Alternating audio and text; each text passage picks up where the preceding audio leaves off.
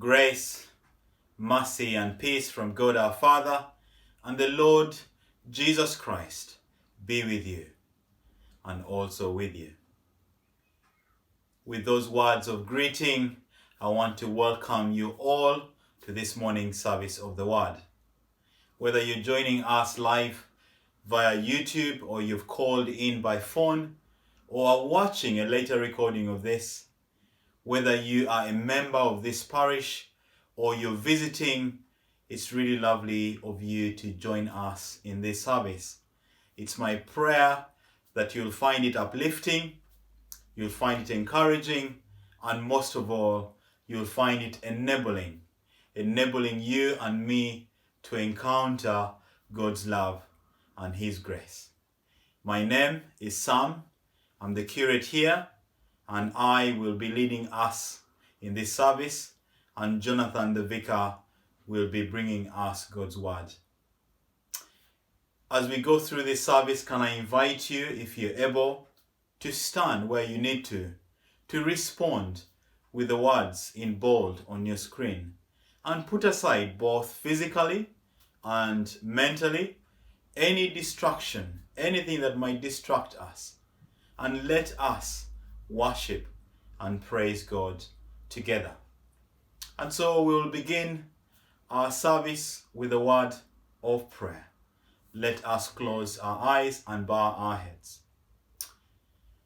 Loving Father, come and be with us in our living rooms, in our kitchens, in our gardens. As we worship you, use every bit of this service to bless and restore us in your love. In Jesus' name, amen. Amen. If you're able to, please stand as we sing our first song, Blessed Be Your Name.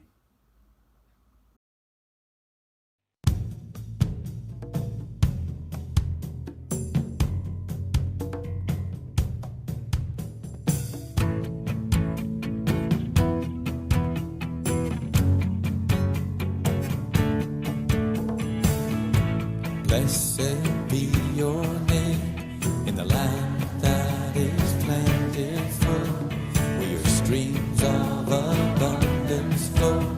Blessed be your name. Blessed be your name when I'm found in the desert place, when I walk through the wilderness. Blessed be your name. Every blessing you pour out, I'll turn back to praise. When the darkness closes in, Lord, still I will sing. Blessed be the name of the Lord. Blessed be your name. Blessed be the name of the Lord. Blessed be your glorious name. Blessed be your name when the sun's shining down on me, when the world's all as it should be. Blessed be your name. Blessed be your name on the road marked with suffering. Oh, there's pain in the offering. Blessed be your name. Every blessing you pour out, I'll turn back to praise. When the darkness closes in, Lord, still I will say, blessed be the name of the Lord. Blessed be your name. Blessed be the name of the Lord. Blessed be your glorious name. Oh, blessed be the name of the Lord. Blessed be your name. Blessed be the name of the Lord. Blessed be your glorious name. You give and take away. You give and take away. My heart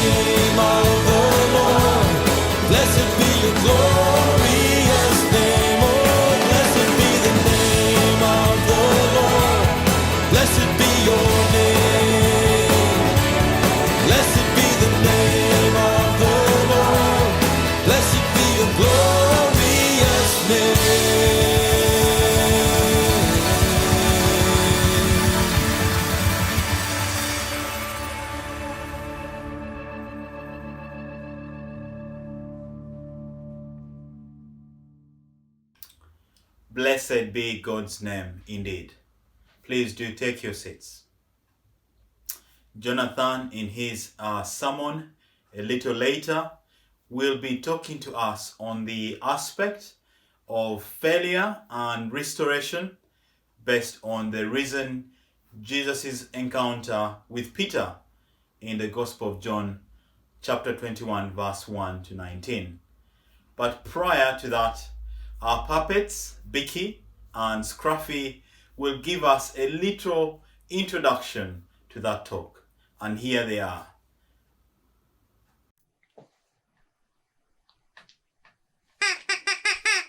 Hi, Scruff. Why are you wearing paper chains? It's not Christmas already, is it? No, not yet. Phew. I know it feels like we've been in lockdown all year, but I didn't think I completely missed autumn. So, why the chains? So I can see what it's like in prison in case I have to go there. Prison? Why on earth would you have to go to prison? Because... What is it, Scruff? Tell me. I'm sure we can sort it out. Well, you know Rover.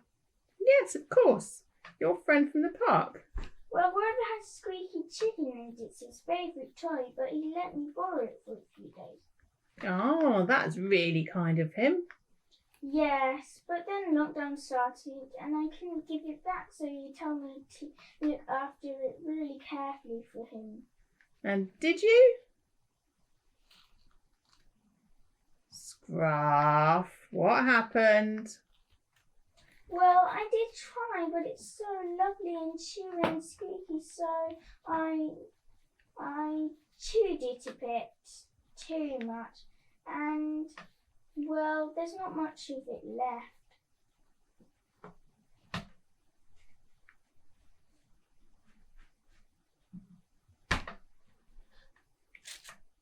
Oh, Scruff, that was careless. Does Rover know? Yes, I didn't mean to tell him, but I sent him a photo of a cat scarer I invented, and I didn't see his chicken was in the background. I feel really guilty. I'm sure you do. Have you said sorry? Not yet, I'm too scared. What if he's angry with me? What if he has sent me to prison? That's what I deserve. Oh, Scruff, you know how kind Rover is. I'm sure he'll forgive you if you say sorry. But it won't be the same. He won't want a best friend who let him down. Won't he, Scruff? I wouldn't be so sure. Sometimes a friend who lets you down can become the best friend you can imagine. So, why don't you turn those paper chains into a sorry card and Skype Rover and just see what happens? Okay, will you help me? Of course I will. Come on then. Thanks, Beaky. Brilliant. Thank you, Bicky and Scruffy. We now come to a time of confession. Words of confession will come up on your screen. Please respond with the words in bold. God shows his love for us in that while we were still sinners, Christ died for us. Let us then show our love for him by confessing our sins in penitence and in faith. Wash away all my iniquity and cleanse me from my sin. Lord, have mercy. Lord, have mercy. Against you, you only have I sinned and done what is evil in your sight. Christ, have mercy. Christ, have mercy. Create in me a pure heart, O God, and renew a steadfast spirit within me. Lord, have mercy. Lord, have mercy. And so the absolution. Almighty God, who forgives all who truly repent, have mercy upon you, pardon and deliver you from all your sins, confirm and strengthen you in all goodness, and keep you in life eternal, through Jesus Christ our Lord. Amen. And the collect on this, the 6th Sunday of Easter. Risen Christ, by the lakeside you renewed your call to your disciples. Help your church to obey your command and draw the nations to the fire of your love, to the glory of God the Father. Amen. Amen. It's now time for our This Time at Home slot. And this week we have Diran and Just and their lovely boys Samuel and Leon, who are members of this parish and attend our revived services at St. Mark's Church in Westfield. Here they are telling us a little bit on how lockdown is treating them. Enjoy. Hello everyone, this is the George family. We've got Ran, Samuel, Leon and Easter. We live in Westfield area. We're from the Westfield area. We're recording this video just to introduce ourselves. We're actually part of the St. Peter's Parish. We typically go to St. Mark's when we're carrying the two boys. As you can see, they're quite a handful. They do like some camera attention, some media attention. But yeah, just to record some information about our experiences during this challenging time. I think initially it was particularly tough for probably especially Easter and the boys being trapped inside, but actually over time I think we've learned, and it's the same with every child, that they're very adaptable. They can adjust.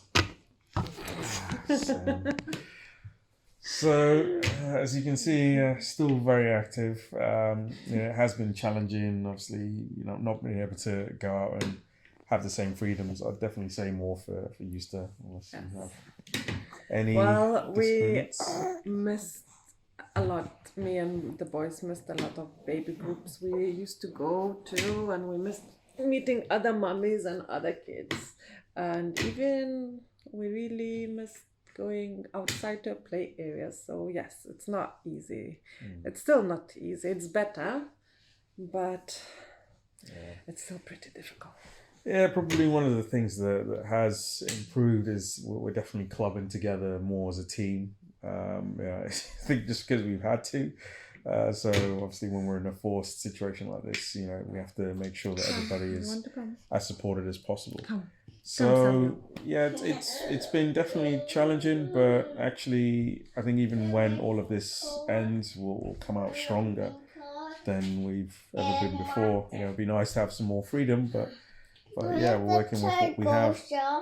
And definitely we'll be looking forward to these ones going back to childminders as well. Yeah, they miss their friends, or at least Sam definitely does. But yeah, that's pretty much it. We're grateful for everything we have. We haven't been affected that much, financially, familiar-wise. So we're very, very lucky. We definitely count our stars, and we're lucky to be part of such a brilliant community as well. So yeah, if there anything else that we think of, then yeah, we'll let you know. But hopefully we'll be seeing you, some of you, over the webcast. Take care. Have a good day, everyone. Bye-bye. Bye. Brilliant. Thank you, Diran and Just, and your lovely boys, who I must admit almost stole that show. Thank you so much for taking time to share. May God bless you and bless your family. We will now have our second hymn, after which we will have our Bible readings. Our first reading will be read to us by Barbara Phillips from All Souls Church, and the other is going to be acted out by a few members of our church youth group with their families, and then Jonathan will be bringing us God's Word. And so if you're able to, please stand as we sing, I will offer up my life in spirit and in truth. Let us sing.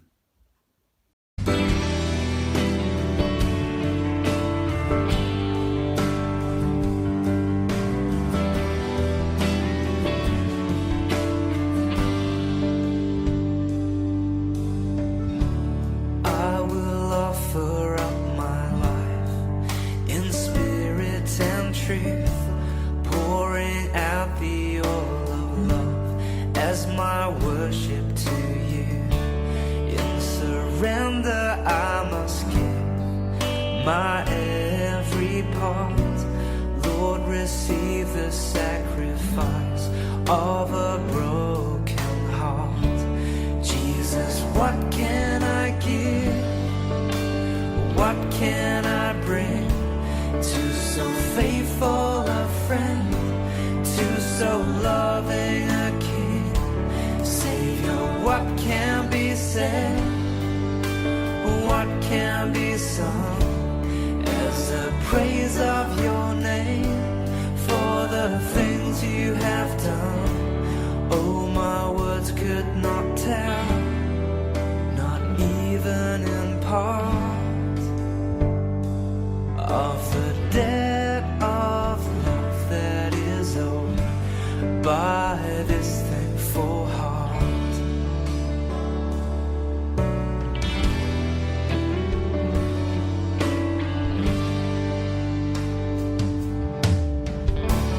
You deserve my every breath, for you've paid the great cost, giving up your life to death, even death on a cross. You took all my shame away, that defeated my sin. You opened up the gates of hell and have beckoned me in. Jesus, what can I give? What can I bring to so faithful a friend, to so loving a King? Savior, what can be said? What can be sung as the praise of your name for the things you have done? Oh, my words could not tell, not even in part,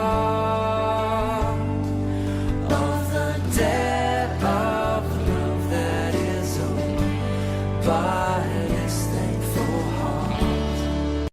I will offer up my life in spirit and truth, pouring out the oil of love as my worship to you. In surrender I must give my every part. Lord, receive the sacrifice of a broken heart.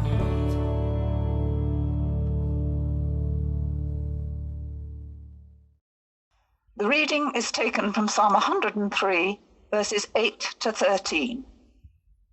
The Lord is compassionate and gracious, slow to anger, abounding in love. He will not always accuse, nor will he harbor his anger forever. He does not treat us as our sins deserve, or repay us according to our iniquities. For as high as the heavens are above the earth, so great is his love for those who fear him. As far as the east is from the west, so far has he removed our transgressions from us.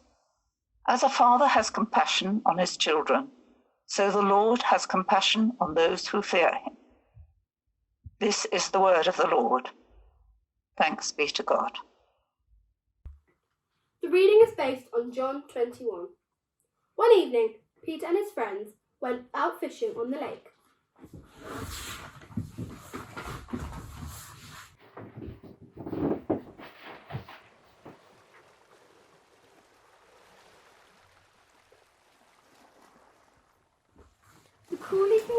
filled the sail of Peter's boat. Soon they were out in the middle of the lake. They threw the nets out into the water.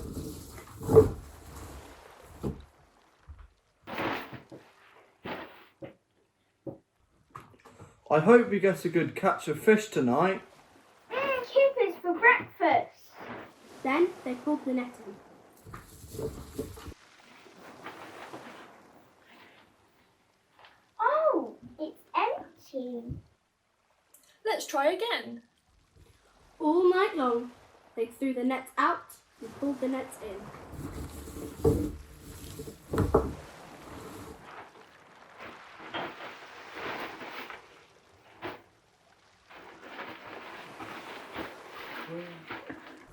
Nothing yet. Again and again and again and again. They threw the nets out and pulled the nets in.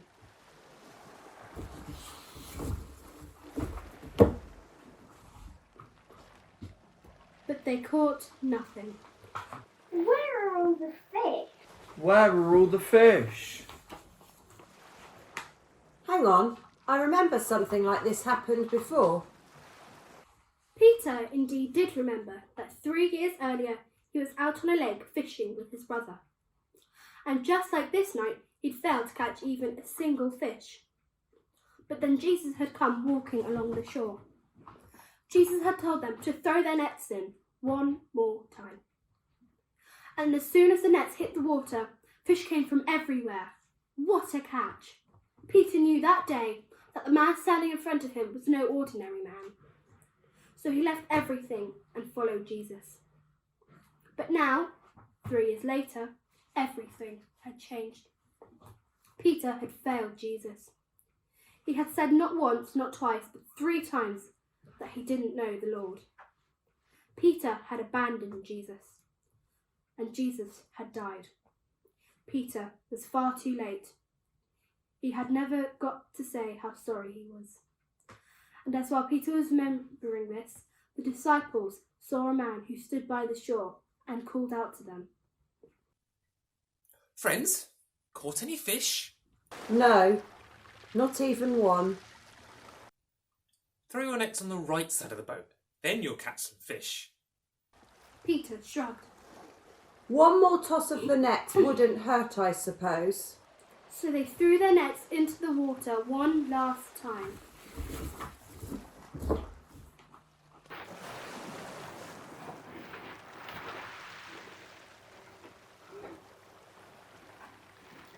Wow, look at all these fish.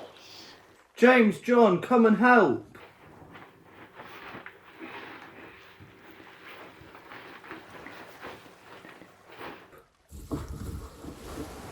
There were so many fish that, even though they were strong men, they could not drag the nets into the boat. They looked down at them. They looked up at the man on the shore. It's the Lord. Peter let go of the nets, jumped on the boat and swam to the shore. He left the others to drag the nets full of fish behind the boat. By the time they reached the shore, Jesus had a fire going and was cooking breakfast.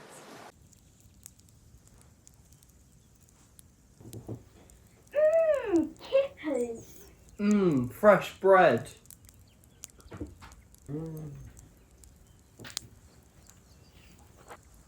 They all sit down in silence to eat. Jesus had died, but was now alive. The risen Lord Jesus was eating breakfast with them. Jesus had come to life again, just as he said he would. And after the breakfast, Jesus looked at Peter. Peter, do you love me? Lord, you know that I love you. Peter, do you love me? Lord, you know that I love you. Peter, do you love me?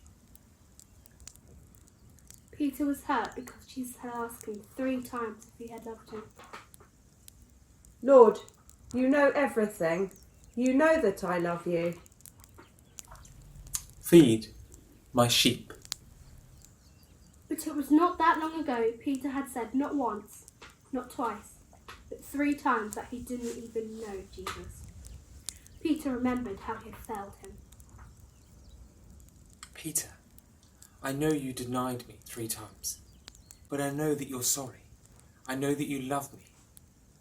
You said so 3 times. So I forgive you, and I still want you to lead my church. Come and follow me. With all my heart. And that's just what Peter did. Good morning, everybody. Let's bow our heads and pray. Lord, we know you have good purposes for us. Speak to us now, we pray, from the richness of your word. Amen. So what's the worst thing that you have ever done? Now, don't worry, this is not going to be a turn to your neighbour moment. And I'm not going to reveal too much of my darkest secrets. I don't have that many, to be honest. But I am going to tell you of one foolish action of my youth, which I'm a little bit ashamed of. So please don't spread it about. When I was 21, I was on holiday in Florida with some friends, and we had hired a car which I was driving. We were going through a large country park, and it had a miniature railway running through the middle of it, very popular with children and their parents. The railway crossed the quiet road that we were driving along, but there were no level crossings. Now, a train was approaching a crossing in front of us. I wasn't driving particularly fast, but suddenly I had this urge to put my foot down on the accelerator as I drove towards this little train. Now, I knew I was going to brake suddenly as I approached, and all would be fine. I suppose in the recklessness of my youth, I was having some fun with my friends. Unfortunately, I wasn't really thinking about the children and parents that I was accelerating towards, who couldn't be sure that I was going to brake suddenly, and I could see the look of horror on some of them as I quickly approached them.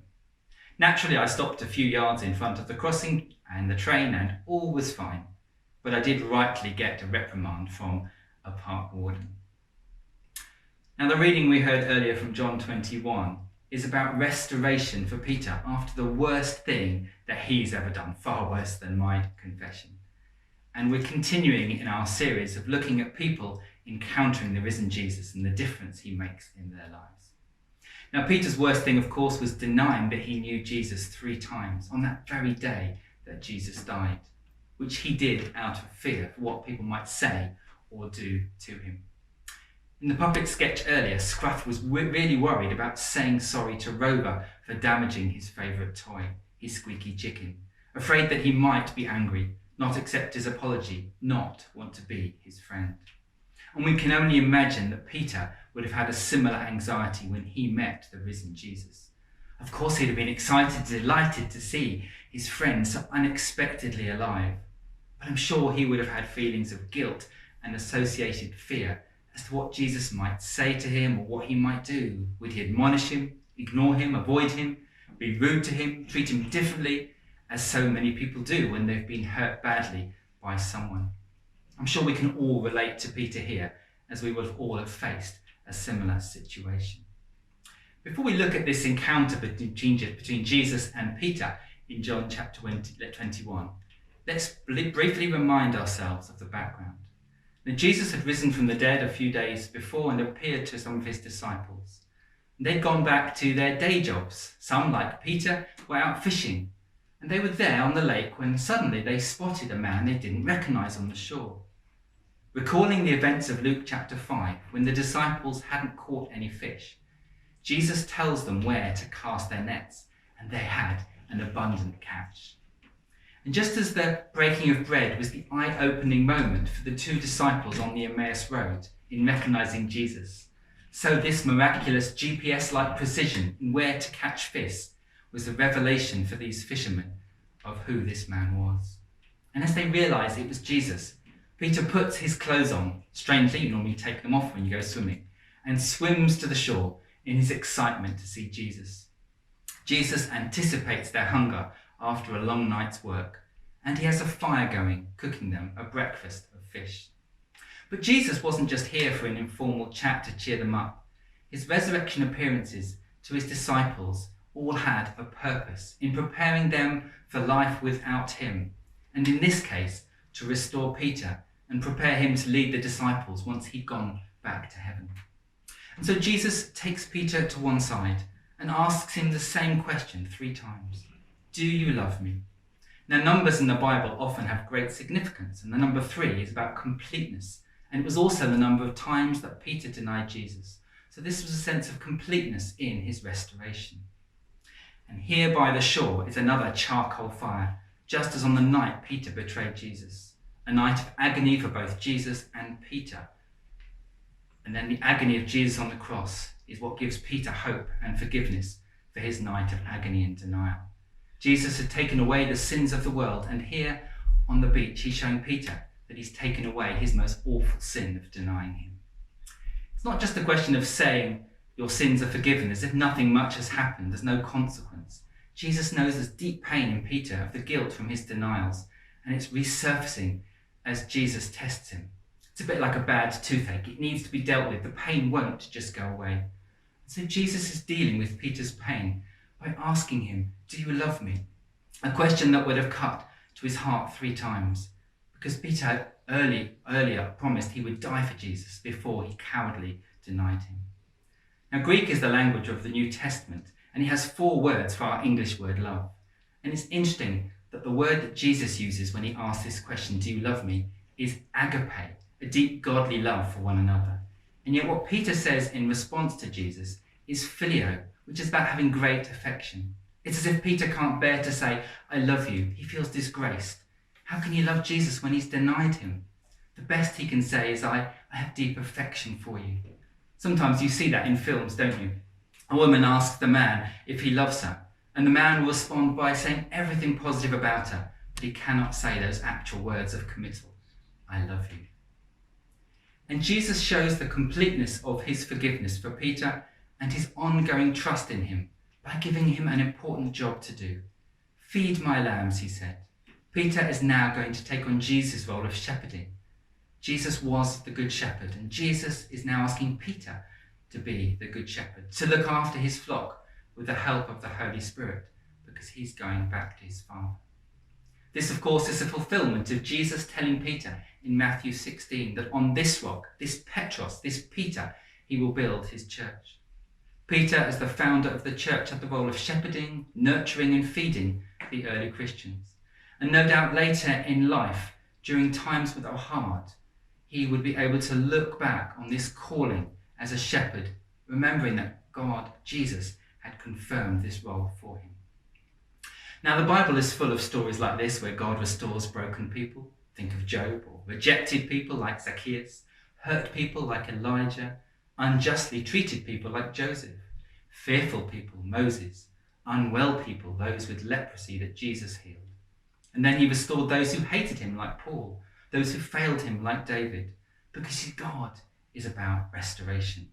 As Psalm 103 says, he's full of grace, compassion, love, and forgiveness. That's his nature. Are you in a place where you need restoration, where you're hurt or broken, fearful, unjustly treated, unwell? You've sinned against God. You feel helpless and hopeless. Don't stay in that place, wishing it could be different, or afraid to admit or confront the issue. Come to God, be honest, acknowledge your feelings, your sins, and ask him to restore you. Allow him to begin that restoration process in you. It may be painful as it was for Peter. It may take time, but it can lead to great freedom and a new phase in your life. And because we are made in God's image, that should be our nature too. People who restore that which is broken, bring something beautiful out of something damaged. And there's nothing more important than seeking to restore damaged relationships, as Jesus did in forgiving Peter. And if we have any damaged relationships, whether with our spouse, our family member, our friend, we need to be brave, apologize, forgive, and be the one who restores. We all feel the world needs restoration at the moment, don't we? Because of this pandemic and its effects. So remember that God is a restoring God. It's what he longs for as well. But he works within the confines of a broken world. And we humans are part of the solution, of course. He uses our abilities to bring about restoration. But ultimately, he is the one in control. And he can do all things. And that's why he asks us to pray persistently. We don't know how long this restoration process will take, what it will be like when it's restored. But we need to wait patiently, to do what we can to help, and to trust in God's long-term purposes for us. Let's pray. Loving God, we thank you that we can indeed trust in you, that you are a God who restores. We pray that you would restore those broken relationships we have, whether that's with you, whether that's with someone we love or someone we know. Father, give us the grace to be the one that restores, to forgive where we need to forgive, and ultimately to see restoration. We ask this, Lord, in your name. Amen.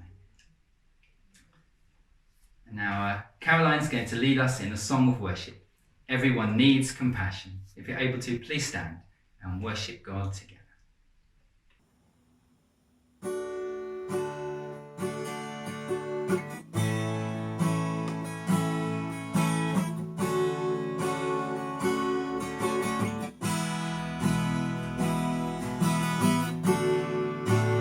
Everyone needs compassion, love that's never failing. Let mercy fall on me. Everyone needs forgiveness, the kindness of a Savior, the hope of nations.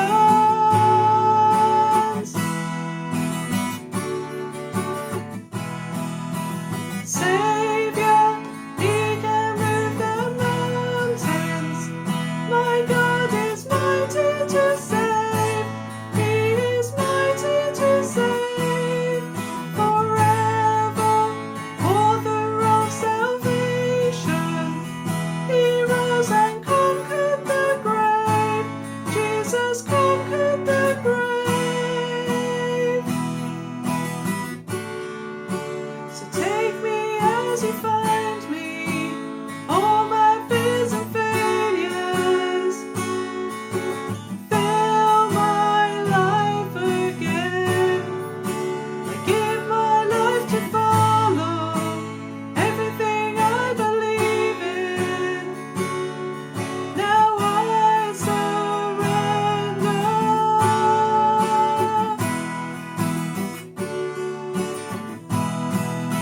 Savior, He can move the mountains. My God is mighty to save. He is mighty to save.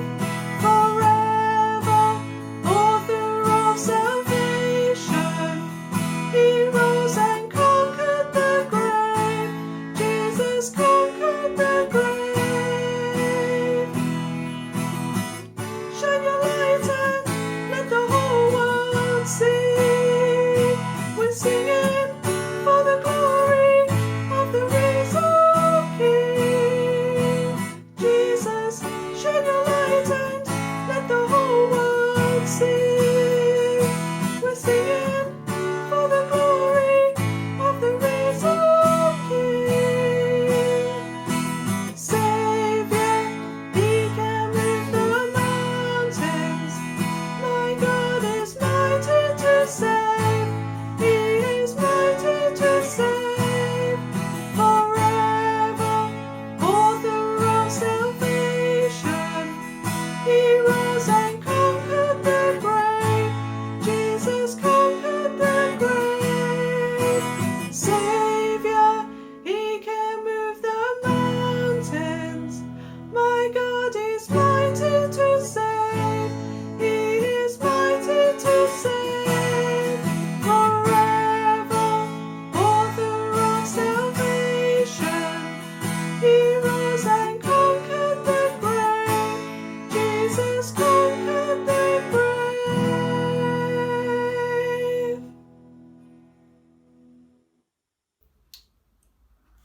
Thank you, Jonathan, for those words of encouragement and hope. We now turn to affirm our faith with the words of the Creed. Please respond with the words in bold. We say together in faith, Holy, holy, holy is the Lord God Almighty, who was and is to come. We believe in God the Father, who created all things. For by his will they were created and have their being. We believe in God the Son, who was slain. For with his blood he purchased us for God, from every tribe and language, from every people and nation. We believe in God the Holy Spirit. The Spirit and bride say, "Come." Even so, come, Lord Jesus. Amen. We'll now have Pauline Wild from St. Peter's leading us in a time of prayer. And so let us close our eyes, bow our heads and pray. Heavenly Father, we thank you that in this time of uncertainty that you remain the same yesterday, today and forever. That you are the rock and anchor on which we can put our hope and trust in.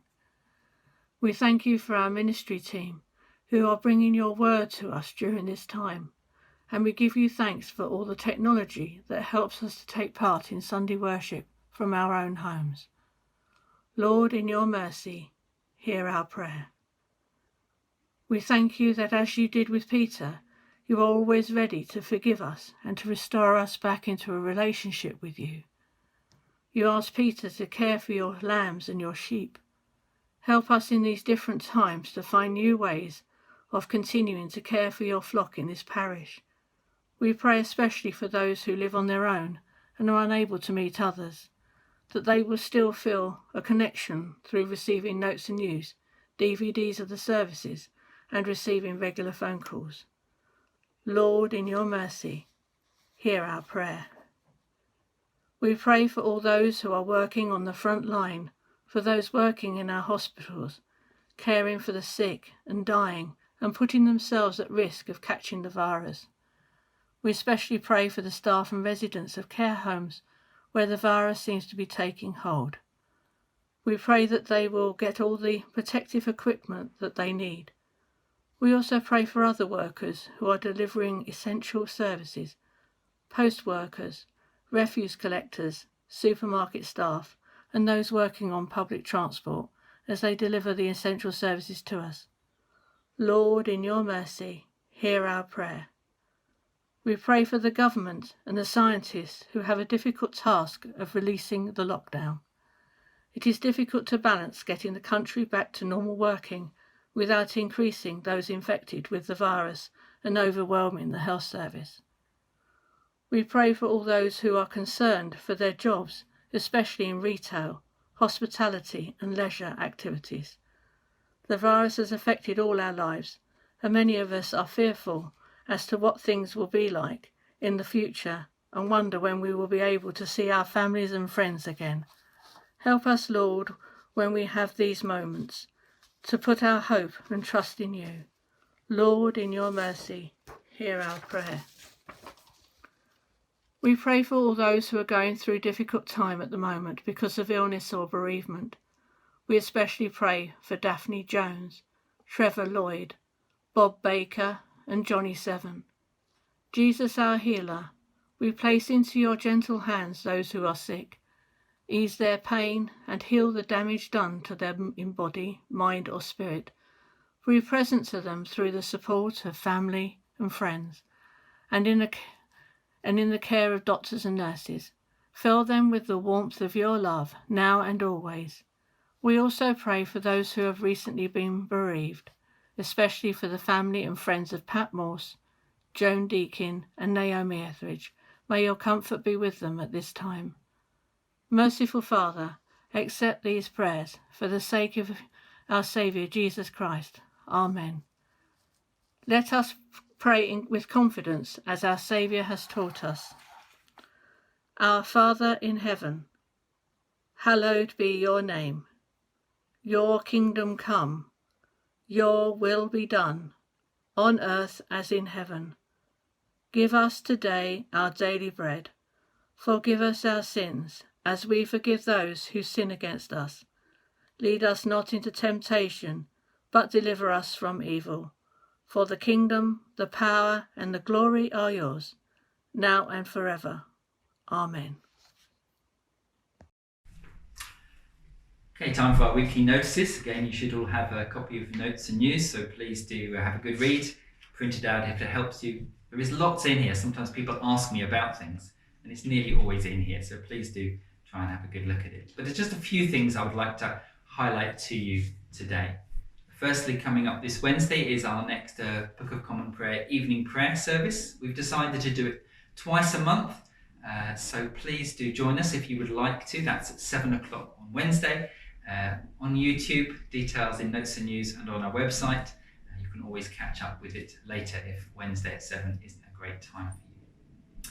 On Thursday, we begin the 11 days of prayer for Thy Kingdom Come, joining in a worldwide movement of prayer as we seek to pray for God's will to be done, for people to come to know Christ, and of course at this time for the world to be healed, to be restored, going along with the theme I was talking about earlier.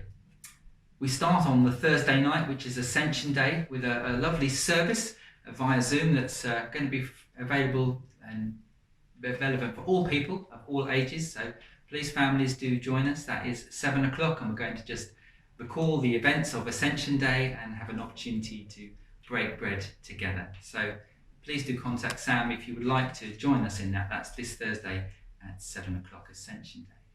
There are then events on the following week, details of which in Notes and News, and I'll mention next week. But also throughout the period of Thy Kingdom Come, it's a time for us to pray, and maybe pray differently, pray creatively.